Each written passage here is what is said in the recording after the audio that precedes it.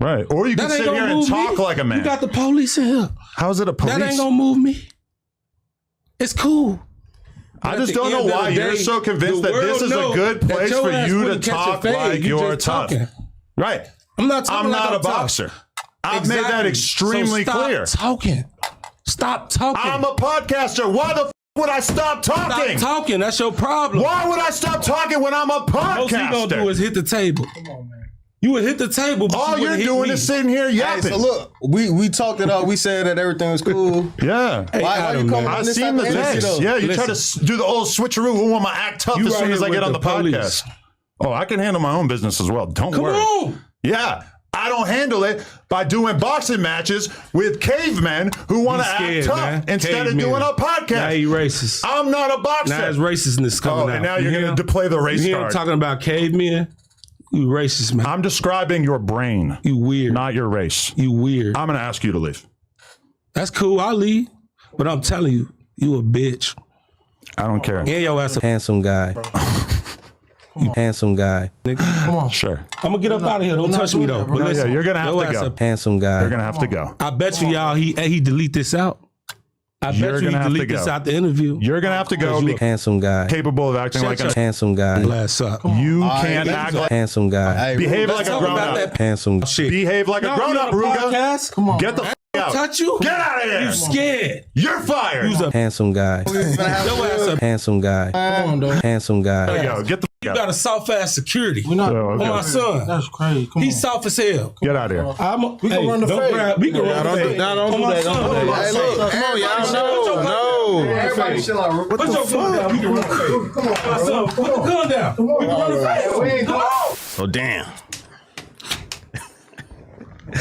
Well, would you pick back up? Let's talk about what just happened. Yeah, that went a little sideways there for a moment. Y'all knew that was gonna happen or nah? Y'all ain't see that happening? I mean, I ain't gonna lie. I was here when folks did the interview, and I felt the same way. I felt like Adam shouldn't have, you know what I'm saying? You know, went about it that way.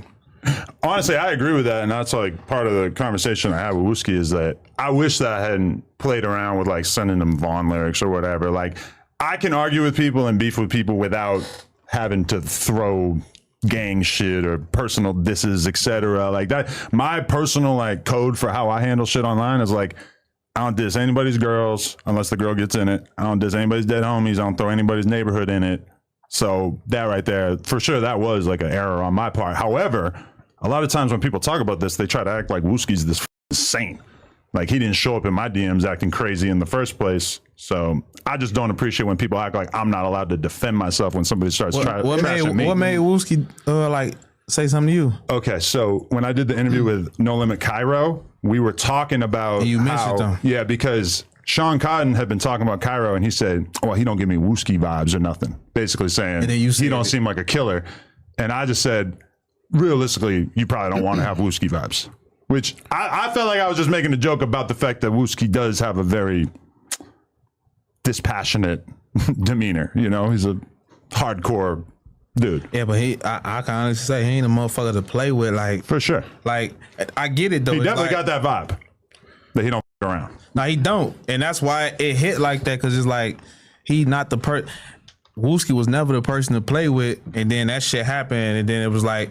I get why you said it, but you played with him, so it hit like that. Like for sure, we ain't get it because I watched that interview. I'm like, damn, why he mentioned Wooski? Like Wooski ain't had nothing to do with it. Even Cairo was kind of looking like I don't even know Wooski, but he responded to it because it was on camera. But yeah, but you said he showed up in your DM, right? He popped after that thing on the Cairo interview. Right. He showed up in my DM saying everything you could ever think of to try to diss me. That's like so I responded with a King Von lyric and basically told him off, which again I don't like that I did that. That's like you. That's a step I don't want to go to. That's like you if Flacco had a podcast or something going on and you refer something like with 16 like spitting on them or something and then Flacco feel a type of way, you know? Yeah. It's like that ain't got nothing to do with you know what I'm saying? That's but it's crazier than that because it's like if me and you get in a huge argument and the first thing I do is I quote something that your biggest op in the whole world said about you that obviously is a soft spot.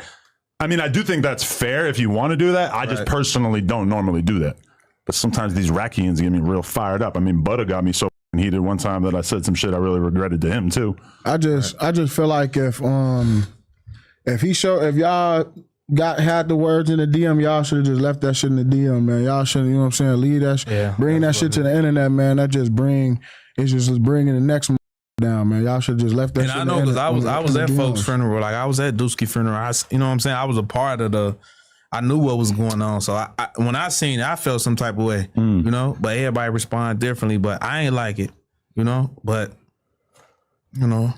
Yeah, honestly, I was hoping for a more productive conversation with Rooga. It's just like I feel like it was he's got to be productive. willing to listen a little bit more. It was productive though. Like I just feel like doing y'all conversation, like it probably, you know, escalated. It escalated a little bit, but I mean, folks feel how he feel. Like he should feel like that. Like that was his best friend, and Wooski, somebody that was around us, one of Duck homies. Like he was around Duck. I fuck with Wooski. Like the fans fuck with Wooski. Like you know, and he ain't had nothing to do with the Cairo interview. Like it was somebody else, you know. But it was Cairo interviewing.